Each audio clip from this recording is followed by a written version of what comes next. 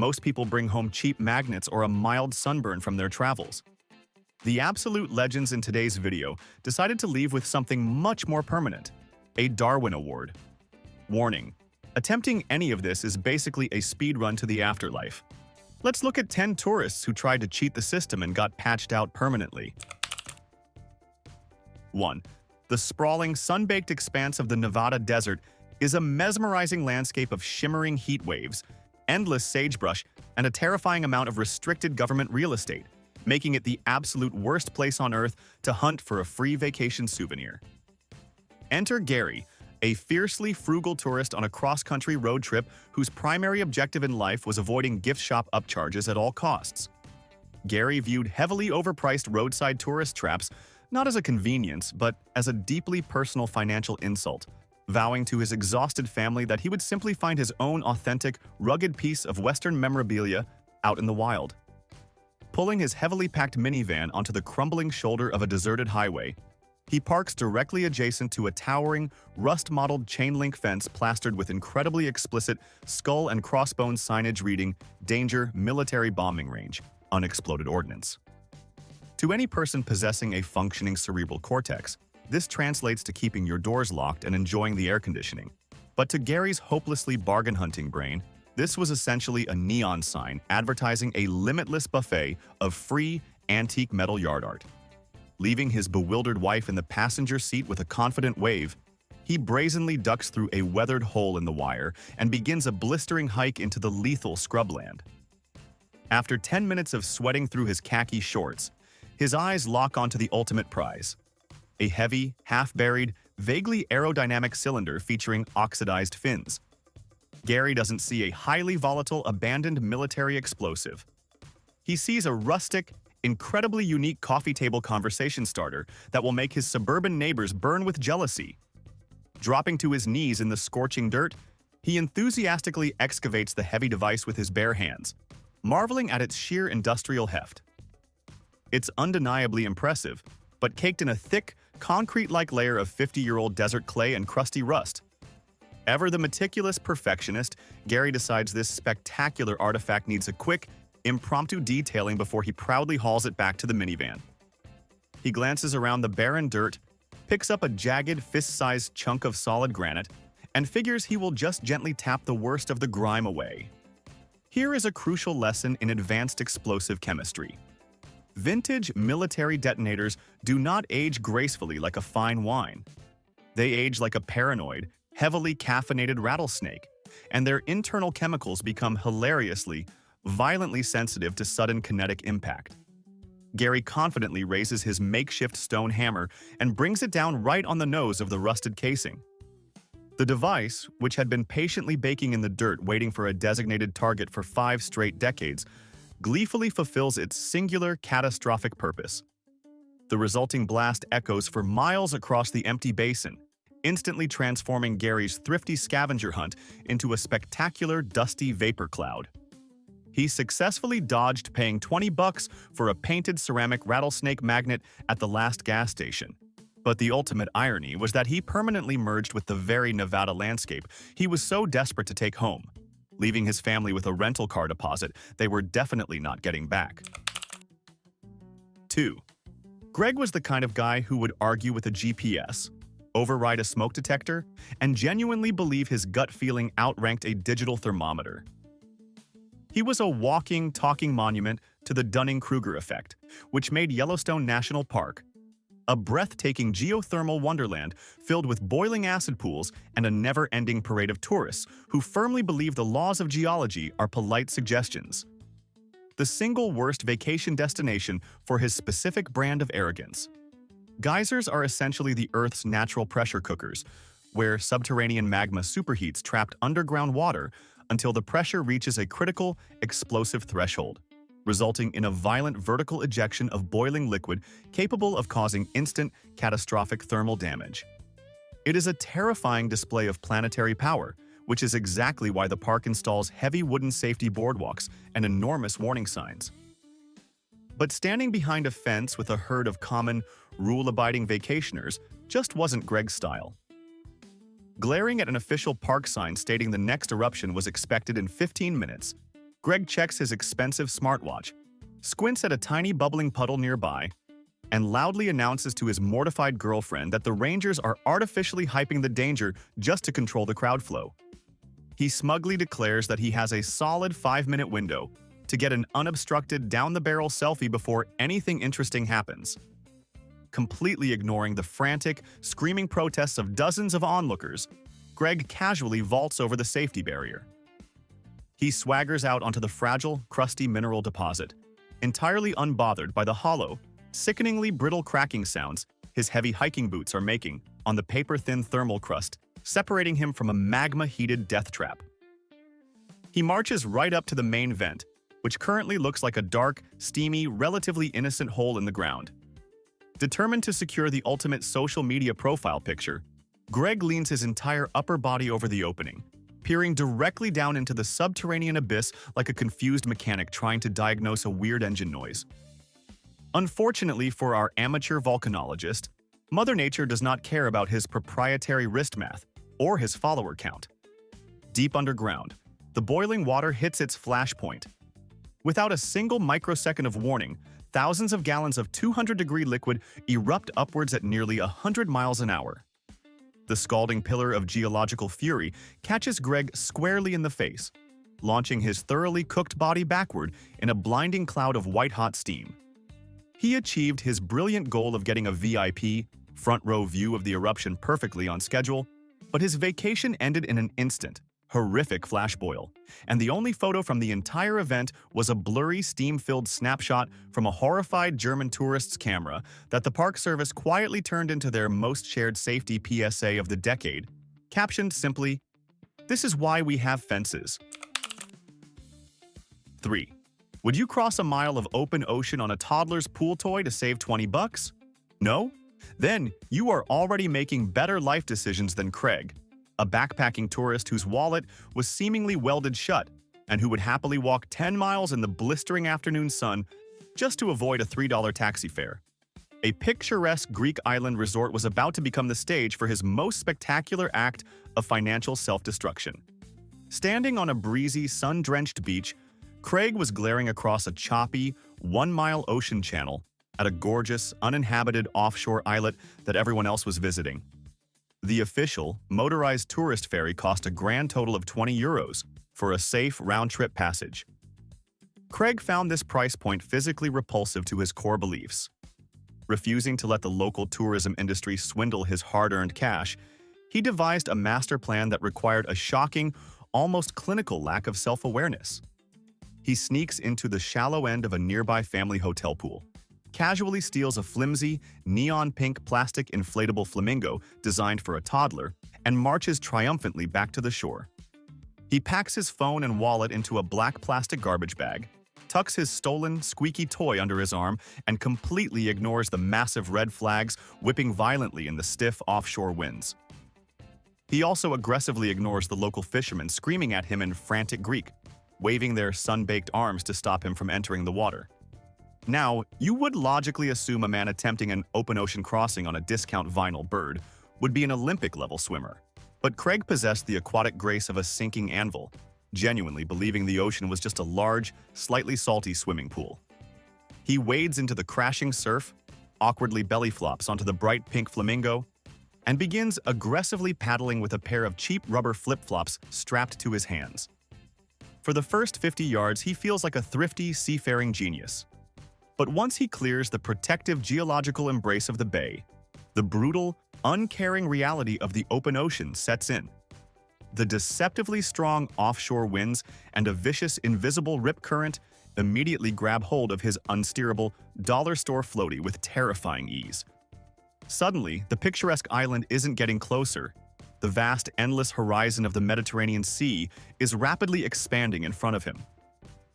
He realizes he is now caught in the express lane to the middle of nowhere, traveling at a speed his flip-flop paddles cannot possibly fight. Cold, sharp panic finally overrides his legendary cheapness. In a desperate, frantic attempt to forcefully wrestle his vessel around toward the shrinking beach, Craig violently shifts his body weight. The incredibly unstable, child-sized toy immediately buckles under his panicked thrashing, flipping completely over and dumping him directly into the deep, churning water. because he literally could not swim to save his life. He thrashed blindly for only a few seconds before sinking like a stone to the bottom of the channel. His beloved neon-pink flamingo bobbed happily away into the sunset toward North Africa, a vibrant floating monument to the fact that paying the €20 ferry fee is the absolute cheapest life insurance policy you can buy. 4.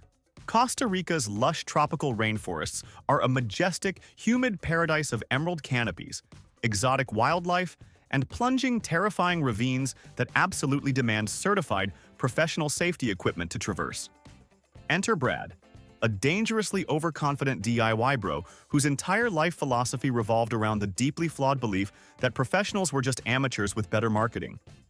Brad was the kind of guy who fixed complex plumbing with generic duct tape, rebuilt his own brakes after watching a 5-minute YouTube tutorial, and genuinely believed that hands-on intuition trumped any certification on Earth.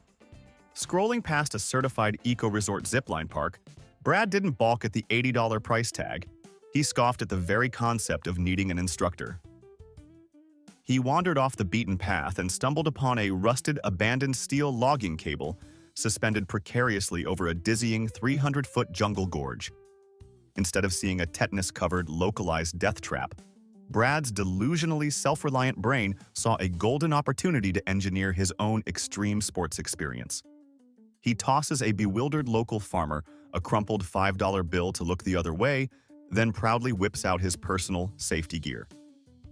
Now, professional zipline pulleys are heavy-duty, meticulously calibrated marvels of modern engineering, featuring steel ball bearings specifically designed to mitigate massive heat and kinetic friction. Brad's chosen equipment consisted of a neon green aluminum carabiner he grabbed from a hardware store before his flight because, in his expert opinion, a carabiner is a carabiner. Spoiler, no, it is not. This was the exact kind of flimsy decorative metal clip explicitly stamped with the words, "Not for climbing," that you normally use to attach a plastic water bottle to a gym bag. Ignoring the fact that his makeshift harness was just some sketchy knotted nylon rope, Brad confidently clips his cheap aluminum keychain directly onto the braided, industrial-grade steel cable. He takes a running, triumphant leap off the rotting wooden platform, hollering like a victorious, self-taught jungle explorer. For the first 3 seconds of his descent, Brad feels like an absolute financial genius. But here is a rapid, unforgiving lesson in the brutal laws of thermodynamics. When you aggressively rub soft, cheap aluminum against rough braided steel at 40 miles an hour, you don't get a fun, breezy ride. You generate enough friction-induced heat to forge a medieval broadsword. The immense, unstoppable kinetic energy instantly puts catastrophic stress on his bargain bin carabiner, a flimsy piece of metal being asked to do a job it was explicitly manufactured not to do. As Brad hits the halfway point, dangling directly over the deepest, most terrifying part of the rocky abyss, the cheap aluminum gate violently snaps open under the strain, and the deformed clip simply peels apart like a soda can tab, releasing him into the void with zero ceremony. His triumphant, echoing holler instantly morphs into a rapidly fading shriek of absolute terror as gravity violently reasserts its undisputed dominance over his wallet. Brad plummets 300 feet straight down into the unforgiving jungle floor below, instantly transforming from a thrifty vacationer into a tragic, high-velocity case study in gravity. He successfully proved that you can absolutely build your own zipline experience without professional certification. But the ultimate ironic punchline was that the guided tour he was too proud to join finished their run 15 minutes later, completely unharmed, while search and rescue helicopters circled the gorge looking for what was left of Brad's hands-on learning experience. 5. Fugu.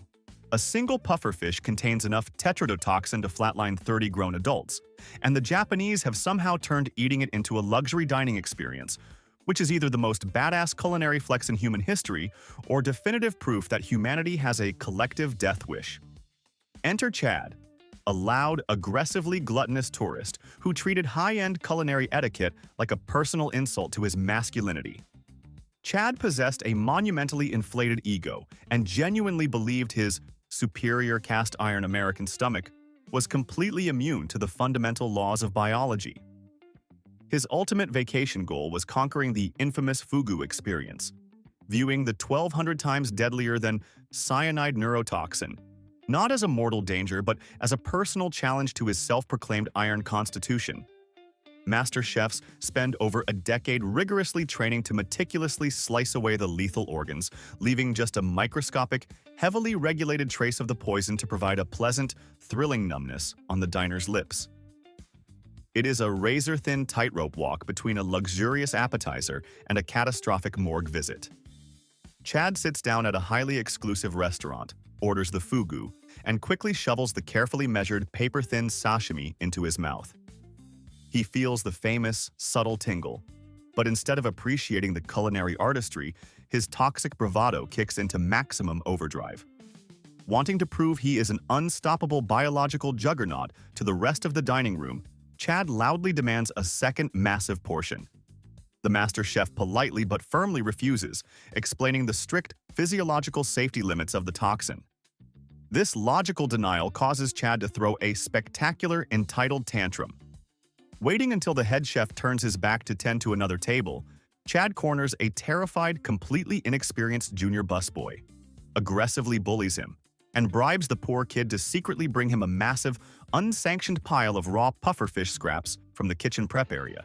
Triumphant in his spectacular ignorance, Chad arrogantly consumes the towering pile of highly neurotoxic fish, like it's a bowl of cheap popcorn, loudly bragging to the horrified patrons about his invincible genetics and mocking the chef's cowardly safety standards.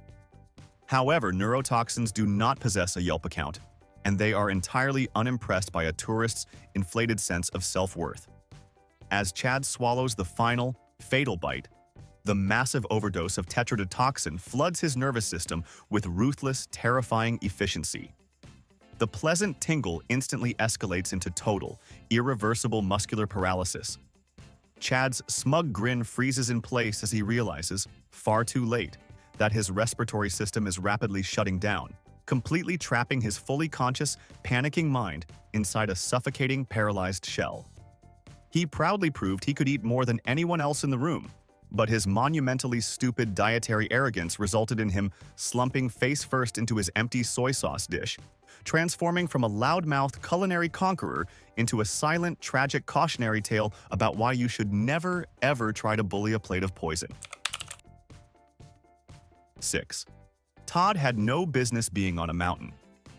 He was a flatland guy from central Texas who had never seen real snow until 3 hours ago, and he was currently 8 beers deep in a crowded après-ski bar when his equally hammered buddy dared him to do something legendary. The challenge: ride an inflatable tube down the steepest run on the mountain at night for a $500 cash pot. Todd, whose liquid courage had completely replaced his survival instinct, slammed his empty glass on the bar and accepted without a single follow-up question. He stumbled into a nearby souvenir shop and grabbed a smooth, heavy-duty plastic river rafting tube, a bright yellow inflatable summer pool toy that his alcohol-soaked brain viewed as a perfectly adequate piece of winter sports equipment. Stumbling through the freezing darkness with his cackling friends filming from a safe distance, Todd drags his giant plastic donut to the very top of a ridiculously steep, double black diamond run. He casually ignores the massive, brightly colored ropes and signs explicitly warning closed, extreme ice conditions. His beer-pickled brain interpreting the warning as proof that this is exactly the kind of slope that wins bar bets. Now, for a quick lesson in alpine physics. Skis and snowboards feature sharpened metal edges specifically engineered to bite into hard-packed ice, allowing the rider to carve, steer, and fundamentally avoid dying.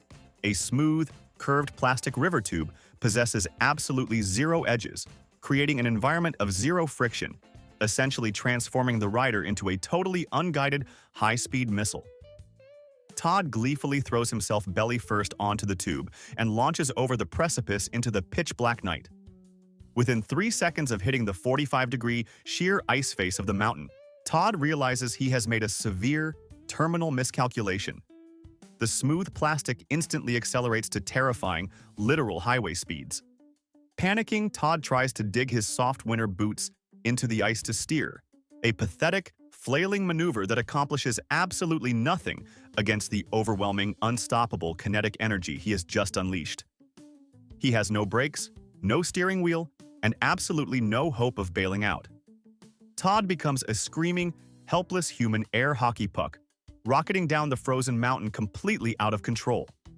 His frantic, high-speed journey down the forbidden slope is violently and permanently interrupted when his unguided plastic vessel finds the absolute hardest, most solid object on the entire ski run: the massive, immovable, reinforced steel pillar of a ski lift support tower. The impact sounds like a literal bomb going off in the silent alpine valley. His buddies stopped filming. The bar bet money was never collected, and the resort's morning grooming crew found what was left of Todd at the base of the lift tower at dawn, still wearing his souvenir "I Survived Colorado" t-shirt, the most tragically ironic piece of clothing in the history of gift shops. 7. Quick question. If you spotted a baby bear sitting alone in the woods, would you A. slowly back away, B. stay in your locked car and drive off, or C. hop out and try to pick it up for a selfie? If you answered C, congratulations. You share a brain cell with Derek, a deeply misguided vacationer whose entire understanding of apex predators was sourced entirely from animated Disney movies.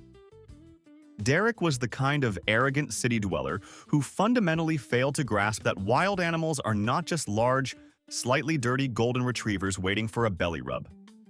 While cruising down a scenic, forested highway in his rental SUV, Derek spots something moving in the brush: a solitary, undeniably adorable, fluffy brown bear cub. To any rational human equipped with a shred of survival instinct, a lone bear cub is not a cute photo op. It is a terrifying siren warning that a half-ton murder machine is lurking just out of sight. But Derek's brain bypasses logic completely, flooding his system with the idiotic desire to go viral with a heartwarming rescue video. Convinced the cub is an orphaned victim crying out for help, Derek throws the car into park, ignoring his frantic wife's screaming pleas to drive away. He casually hops out, armed with nothing but a half-eaten beef jerky stick and a misplaced sense of Disney princess entitlement, intending to scoop the wild animal up and put it in the backseat of his Hyundai. He aggressively ignores the large park signs warning visitors to stay 300 yards away from wildlife. Derek confidently marches toward the tree line, making soft, kissing noises and holding out the jerky like he's coaxing a stray kitten. He gets within 5 feet of the confused cub, completely oblivious to the ominous snapping of thick pine branches behind him. Then, from the dense foliage behind him came a sound that instantly rewired Derek's entire nervous system. A deep, guttural, earth-shaking growl. Emerging from the tree line was the mother bear, a 500-pound wall of muscle, razor-sharp claws, and ancient maternal rage. She did not want to share his beef jerky, and she certainly did not want to be featured on his Instagram. Now, here is where you are expecting the bear to maul Derek into confetti, right? That is the obvious ending. But what actually happened was somehow even dumber. Derek, in a surge of pure, undiluted panic, spins around and bolts blindly in terror. But in his desperate scramble to escape, he completely loses his bearings. Instead of running toward the safety of his car, he sprints full speed in the wrong direction, launching himself straight off the unrailed edge of the scenic overlook. The mama bear did not even have to touch him. She just watched as this screaming, beef jerky-waving lunatic disappeared into the void like a cartoon character who had not looked down yet. Search and rescue teams eventually recovered the memory card from his shattered phone at the bottom of the ravine. The final video file ends with a blurry shot of sky and treetops spinning at terminal velocity, racking up 11 million views under the title, "Idiot Tries to Pet Bear Cub," a follower count Derek would have killed for, which, technically, he did. 8. The crystal-clear coastal waters of a Mexican beach resort offer some of the most spectacular scuba diving on the planet, assuming you possess the training to avoid turning a fun excursion into a wet tomb. Meet Kevin, an aggressively confident finance bro whose entire vacation philosophy was built on the arrogant assumption that professional certifications were just a bureaucratic scam. Kevin was the kind of guy who skimmed the terms and conditions of life, firmly believing his generic athletic ability could substitute for specialized knowledge. His aquatic hubris peaked when he signed up for a 30-minute introductory resort dive class, which essentially consisted of a bored instructor teaching hungover tourists how to breathe through a regulator in a shallow hotel pool. After successfully not drowning in 4 feet of chlorinated water, Kevin miraculously declared himself a certified aquatic savant. The next day, he joins a heavily supervised beginner group for a shallow reef dive. Before they hit the water, the dive master explicitly points out a yawning pitch-black chasm in the reef wall, the entrance to a deep, labyrinthine underwater cave system, and gives a terrifying warning that entering the cave without overhead training is a guaranteed death sentence. To the rest of the group, this translates to stay away, but to Kevin's inflated ego, a do not enter sign is a VIP invitation. The second the dive master turns his back, Kevin sees his chance for renegade glory. He sneaks away from the safety of the sunlit group, arrogantly kicking his cheap rental flippers directly into the gaping maw of the dark cave. For the first minute, Kevin feels like a fearless explorer, oblivious to the lethal mechanics of cave diving. The floor of the cave is blanketed in centuries of fine silt, a substance so light that the slightest disturbance turns it into a suffocating smokescreen. Because Kevin possesses the clumsy kick technique of a panicked walrus, his flippers instantly churn up a massive, swirling cloud of ancient mud. Within seconds, the clear water transforms into a thick, impenetrable brown soup. Total darkness engulfs him. He loses all sense of direction. The terrifying reality of his stupidity crashes down as he realizes he cannot swim to the surface. There is a ceiling of solid rock directly above his head. Panic seizes his brain. Instead of conserving air, Kevin begins to hyperventilate and thrash wildly, swimming blindly deeper into the labyrinth. His frantic breathing sucks down his finite, beginner-sized tank of air at a record-breaking pace. He spent his final, agonizing minutes bumping blindly into limestone walls in pitch-black isolation, his panicked breathing echoing off the rock in a space no one would think to search for hours. When the dive master finally noticed Kevin was missing and organized a frantic emergency search team, they found his rental fins floating gently at the cave entrance like a pair of cheap rubber grave markers, still pointing inward toward the darkness he was so desperate to conquer. 9. Steve was a 35-year-old man who went on vacation possessing the impulsive energy of a golden retriever and a fatal misunderstanding of civil engineering, which made the sun-drenched beaches of Florida the absolute worst destination for a guy who never outgrew the urge to dig holes. He genuinely believed enthusiasm could overwrite the laws of physics, and his idea of a relaxing beach day looked less like sunbathing and more like an unauthorized excavation project. Looking out at a massive, 10-foot-tall sand dune behind his rented umbrella, Steve's brain didn't register a fragile ecosystem. It registered a prime opportunity for the ultimate subterranean beach bunker. While his family floated in the ocean, Steve grabbed a cheap plastic shovel and a cooler lid, declaring he was going to excavate a secret man cave directly into the vertical side of the towering dune. Now, anyone who has played in a sandbox knows dry sand possesses zero cohesive properties. It constantly wants to flow downward. But Steve, blinded by architectural hubris, aggressively ignores the sliding grains falling onto his shoulders. He spends 2 hours furiously digging a horizontal tunnel over 6 feet deep straight into the heart of the unstable mountain. Amazingly, the fragile archway holds just long enough to give Steve a false, deadly sense of accomplishment. Sweaty and monumentally stupid, Steve decides it is time to occupy his lair. He crawls headfirst into the dark, narrow hole, shimmying his entire body deep inside to admire his handiwork. He stretches out his arms, inadvertently scraping the ceiling of his doomed excavation. That tiny disturbance is the final straw for the dune. Without a warning crack, the entire 10-foot mountain of dry, loose sand silently collapses inward. It doesn't fall in chunks. It flows like a heavy liquid, instantly filling the tunnel.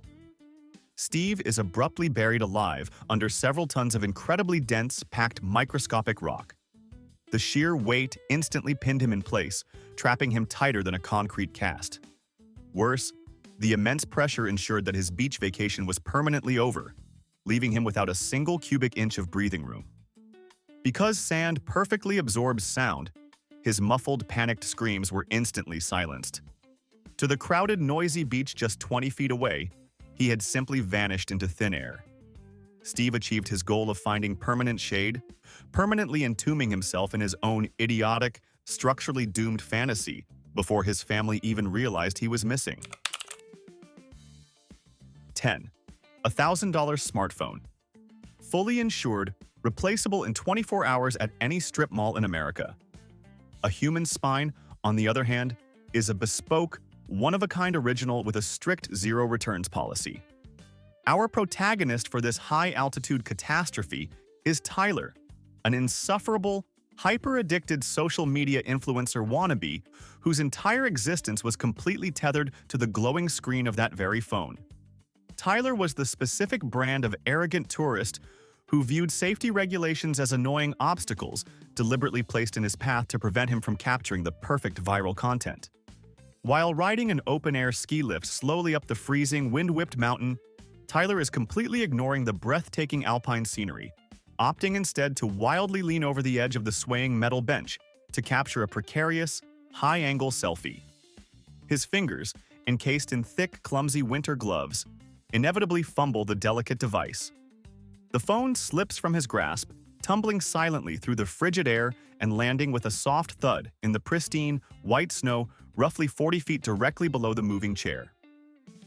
To a normal, rational human being, a dropped phone is an annoying inconvenience that you report to the ski patrol at the top of the mountain. To Tyler, whose phone housed his entire, fabricated digital identity, being separated from his device for the next 10 minutes was a psychological emergency of epic proportions. Tyler looks down at the snow directly below him. His chronically impatient, profoundly uneducated brain does some rapid, highly flawed mental calculus. He looks at the white ground, remembers seeing professional snowboarders landing softly in deep powder in extreme sports videos, and idiotically assumes that all snow is basically just a giant forgiving mattress. He completely fails to recognize that the area directly beneath a heavily trafficked ski lift is typically a brutally hard windswept sheet of bulletproof, compressed ice concealing jagged frozen granite boulders. Refusing to wait for the lift to reach the summit, Tyler aggressively shoves his terrified seatmate out of the way, dramatically pries open the heavy metal safety bar, and confidently announces he is just going to hop down and grab it real quick. Tyler leaps from the moving chair, expecting to sink gracefully into a cloud of fluffy, forgiving winter magic. Instead, he drops 40 feet straight down like a sack of incredibly stupid bowling balls, discovering midair the terrifying difference between fresh powder and a solid, unforgiving glacier. He impacts the frozen, rock-hard terrain feet first. The heavy, final thud echoes through the silent pine trees like a gunshot. The sheer, uncompromising kinetic force of a 4-story drop onto solid ice obliterates his legs on impact, shatters his pelvis, and sends catastrophic shockwaves through every organ that was keeping him alive. His arrogant attempt to save a piece of replaceable electronics leaves him crumpled and broken on the frozen ground, fading slowly in the cold, uncaring snow directly beneath the dangling ski lift, his dimming eyes locked onto his beloved, perfectly intact smartphone, sitting just inches out of reach in its indestructible OtterBox case. The ski lift kept moving. The other passengers stared down in silent horror. And Tyler's phone, warm and uncracked in its protective case, lit up with a notification. Your screen time this week is down 98%. Great job. So, congratulations to these 10 for proving that a tourist visa doesn't grant you immunity from natural selection. Out of these 10 absolute masterpieces of human failure, which one do you think deserves the gold medal for sheer, unadulterated stupidity? Let's argue about it in the comments section below. Hit that like button and subscribe. Or don't, I'm not your babysitter.